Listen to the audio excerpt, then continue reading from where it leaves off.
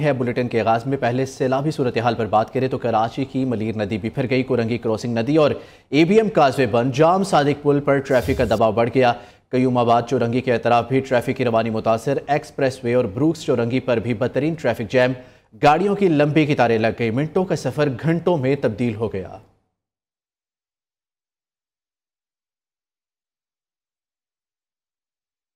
Hub dam में पानी की सतह बुलंद हो गई है। डिप्टी कमिश्नर जिला हब की जानिब से जारी पब्लिक नोटिस में बताया गया है कि दरेजी और सारोना में शदीद बारिशों के बायस हब डैम में पानी की सतह 338 फुट तक पहुंच गई है, जबकि सिर्फ 1 फुट गुंजाइश बाकी रह गई है। किसी भी वक्त स्पिल वे से पानी का खराज शुरू हो सकता है।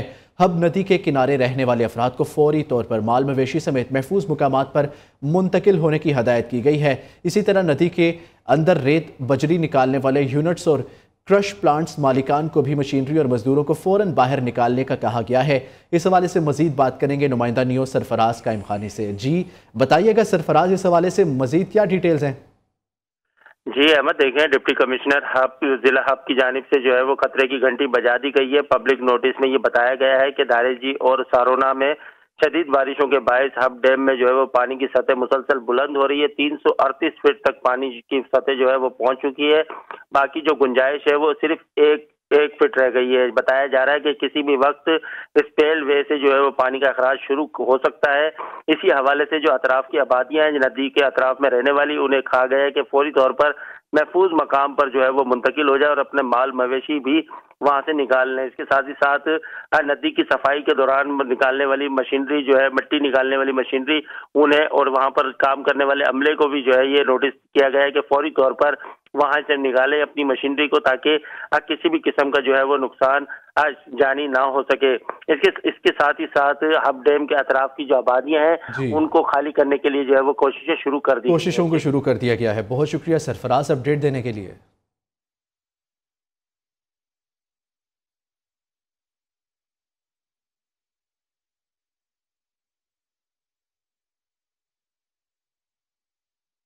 पंजाब में तबाही मचाने के बाद आने वाला सैलाबी रेला सिंध में दाखिल हो गया है, जिसके बायस दरियाए सिंध में पानी की सतह तेजी से बुलंद होने लगी है। गुड्डू और सखर बैराज पर गुज़िश्ता 24 घंटों के दौरान हजारों क्यूसिक पानी का इजाफा रिकॉर्ड किया गया। गुड्डू बैराज पर पानी की आमद 5,06,443 क्यूसिक, जबकि अखराज 4,75,970 क्यूसिक रिकॉर्ड किया गया। सखर बैराज पर पानी की आमद 4,50,150 क्यूसिक और अखराज 4,18,810 क्यूसिक रहा है। दूसरी जानिब कोटरी बैराज पर पानी की आमद और अखराज में इजाफा देखा गया। बैराज पर पानी की आमद 2,59,284 क्यूसिक, जबकि अखराज 2,54,354 क्यूसिक रिकॉर्ड हुआ है। पानी की सतह में मुसलसल इजाफे के बाद दरिया सिंध के कच्चे के इलाके ज़ेर आब आ गए हैं, जबकि मुतादिद देहातों में सैलाबी पानी दाखिल हो चुका है।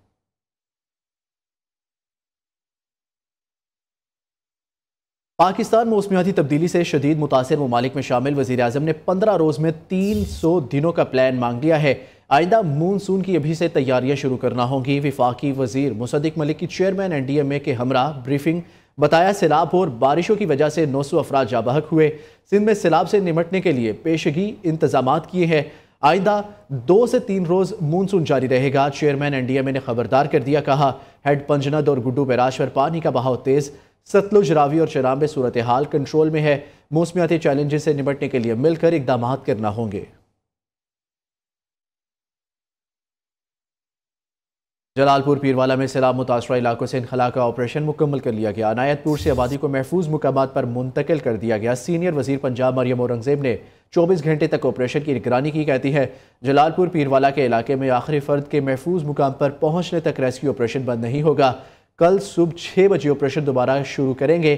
कोई जाना चाहे तो कश्तियां और अमला मौजूद होगा।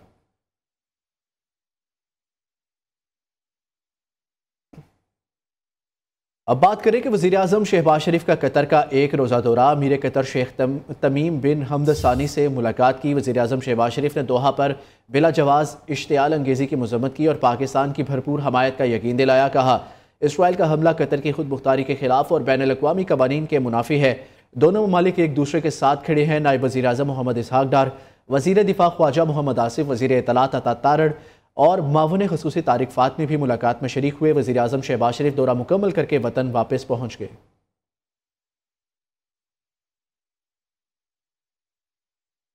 दूसरी जानिब सदर मुमलिकत आसिफ अली जरदारी का मेजर अदनान असलम शहीद और मेजर सैयद मोइज़ अब्बास शाह शहीद के घरों का दौरा शोहदा के अहल खाना से इज़हार ताज़ियत किया। आसिफ जरदारी बने शोहदा की जुरत क़यादत और हुब्बुल वतनी को खिराज तहसीन पेश किया। कहा शोहदा की कुर्बानियाँ आला तरीन रवायात की अक्कास है।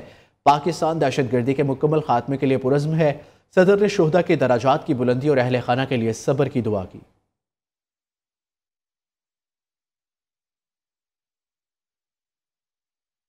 आपको बताएं कि चीफ जस्टिस याहिया अफरीदी का एक बार फिर जस्टिस मंसूर अली शाह को बैरून मुल्क तकरीब में शिरकत के लिए NOC देने से इनकार। ज़राए के मुताबिक जस्टिस मंसूर अली शाह को गुज़िश्ता माह अमरीका ओरियल यूनिवर्सिटी के लॉ स्कूल ने 10 से 13 सितंबर तक ग्लोबल कॉन्स्टिट्यूशनलिज्म 2025 में शिरकत की दावत दी थी। Supreme court justice Mansoor Ali Shah को तकरीब में शिरकत की सहूलत देने की पोजीशन में नहीं।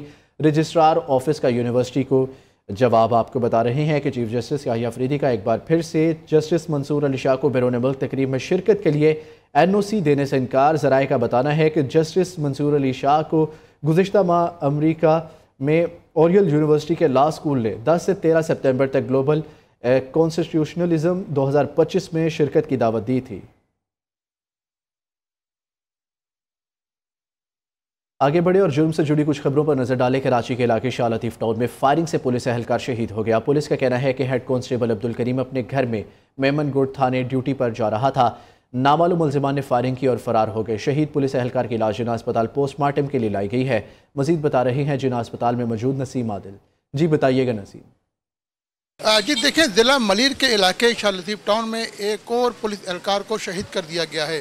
अब से कुछ देर पहले एक टारगेट किलिंग का वाक़या हुआ है शाह लतीफ़ टाउन के इलाके में उस्मान खास के लिए गोड के अंदर। मोटरसाइकिल सवार 2 मुसल्लह मुलज़मान ने टारगेट किया है हेड कांस्टेबल अब्दुल करीम को, जो अपने घर से ड्यूटी के लिए थाना मेमन गोड जा रहा था कि रास्ते में उसको फायरिंग का निशाना बनाया गया है। इस इलाके में इससे पहले भी फायरिंग के वाक़े हो चुके हैं। पुलिस को जयवकू से 99 पिस्तौल के 2 होल मिले हैं, जिनको पुलिस ने अपनी तहवीलों में ले लिया है। और जो शहीद पुलिस सरकार अब्दुल करीम की लाश को जिना तल लाया गया, यहाँ पर उसकी लाश का पोस्टमार्टम जारी है। पुलिस हुकाम का कहना है कि वाक़या ये टारगेट किलिंग का मालूम होता है और वाक़े की मज़ीद तहकीक़ात जारी हैं। जी लाहौर शहर में स्ट्रीट क्राइम की वारदातें जोर पकड़ने लगी। शहर में गुज़िश्ता 24 घंटों के दौरान मुख्तलिफ जराइम की 355 वारदातें report.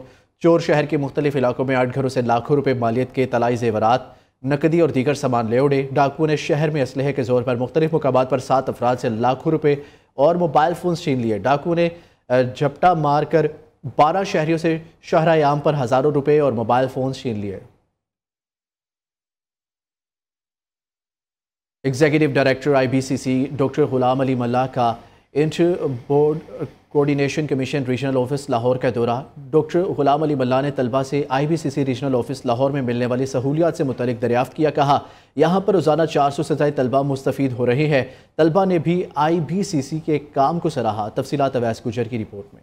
Executive director IBCC doctor Ghulam Ali मल्ला का inter board coordination commission regional office Lahore का दौरा। डॉक्टर गुलाम अली मल्ला ने अमले के काम को सराहा और सर्विसेज को मजीद बेहतर करने की हिदायत की। तलबा से IBCC रीजनल ऑफिस लाहौर में मिलने वाली सहूलियात बारे दरियाफ्त किया। वो हम चाह रहे हैं कि किसी बच्चे को इक्विवेलेंस का मसला हो, वेरिफिकेशन का मसला हो या अटेस्टेशन का मसला हो, उसमें कोई प्रॉब्लम ना हो। उसके अलावा हमने ये किया कि पहले बच्चे सील्ड इन्वेलप लाते थे, अब सील्ड इन्वेलप बिल्कुल ख़त्म कर दिया हमने। 29 एग्जाम बोर्ड्स हमारे जनरल हैं और 3 या 4 हमारे जो टेक्निकल बोर्ड्स हैं, उन तमाम के साथ हमने ऑनलाइन वेरिफिकेशन का किया हुआ है।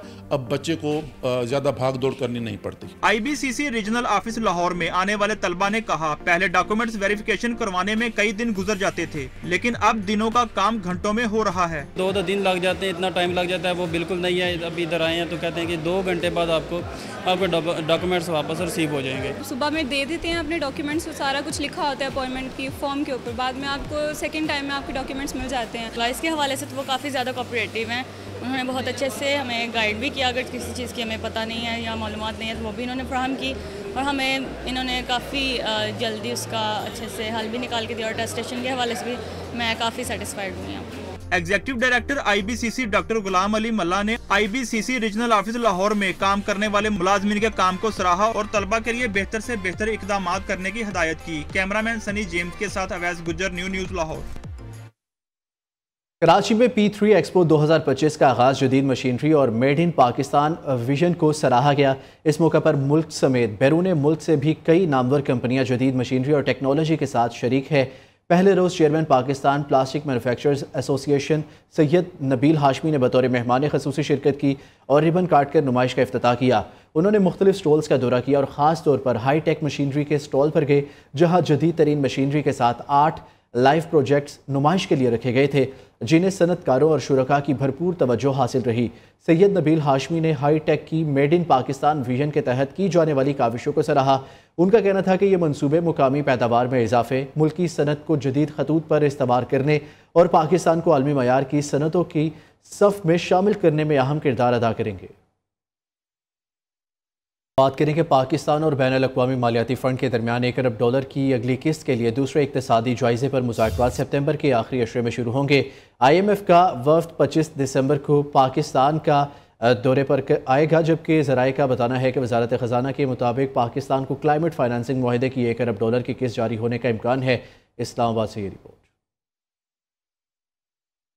पाकिस्तान और IMF के दरमियान दूसरे इक्तिसादी जायजे का शेड्यूल तय। IMF का वफ्द 25 सितंबर को पाकिस्तान के दौरे पर आएगा। ज़राए वज़ारत खजाना के मुताबिक IMF के साथ दूसरे इक्तिसादी जायजा पर मुज़ाकरात की तैयारी की जा रही है। साथ ही इक्तिसादी आदादोशुमार को हतमी शक्ल दी जा रही है, जो जल्द IMF के साथ शेयर किए जाएंगे। IMF के साथ दूसरे इक्तिसादी जायजे पर मुज़ाकरात कामयाबी से मुकम्मल होने के बाद IMF बोर्ड की मंजूरी से पाकिस्तान के लिए $1 अरब की अगली किस्त जारी होने का इम्कान है। ज़राए का कहना है कि IMF मिशन का दौरा सितंबर 2024 में तय होने वाले 37 माह के $7 अरब के एक्सटेंडेड फिजिबिलिटी प्रोग्राम के तहत होने जा रहे हैं। इस प्रोग्राम के तहत IMF से पाकिस्तान को 2 इकसाथ में अब तक $2 अरब से जायद फंड्स मौसूल हो चुके हैं। पाकिस्तान और IMF के दरमियान क्लाइमेट फाइनेंसिंग का मुआहदा भी तय हो चुका है, जिसके तहत 28 माह में पाकिस्तान को $1 अरब 30 करोड़ मिलेंगे। पंजाब के शहरियों के लिए खुशखबरी, चीन से मजीद 100 इलेक्ट्रिक बसें पहुंच गई। रवां माह में मजीद 300 इलेक्ट्रिक बसें पाकिस्तान पहुंचेंगी। कराची पहुंचने वाली इलेक्ट्रिक बसों को सरगोदा और मियांवाली पहुंचाया जाएगा। रवां माह पहुंचने वाली 400 बसों को 10 अजला में चलाया जाएगा। वज़ीर आला खैबर पख्तूनख्वा अली अमीन गंडापुर ने पाक साफ व शफाफ खैबर पख्तूनख्वा प्रोग्राम का इजरा कर दिया। मंसूबे पर अमल दरामद के लिए 8,887 मिलियन रुपए की ग्रांट मुख्तस कर दी गई। सूबे के 3,633 विलेज कौंसल्स में सफाई की जाएगी। प्रोग्राम के लिए 9,738 एहलकार भी भर्ती किए जाएंगे। वज़ीर आला अली अमीन गंडापुर का कहना है, दही तरक्की के लिए आज तक किसी ने काम नहीं किया। हर चीज़ में सियासत नहीं होनी चाहिए। हमें रियासत को आगे और सियासत को पीछे करना होगा। इस न्यूज़ बुलेटिन से अब तक के लिए इतना ही। देखते रहिए न्यू पाकिस्तानियों की आवाज़।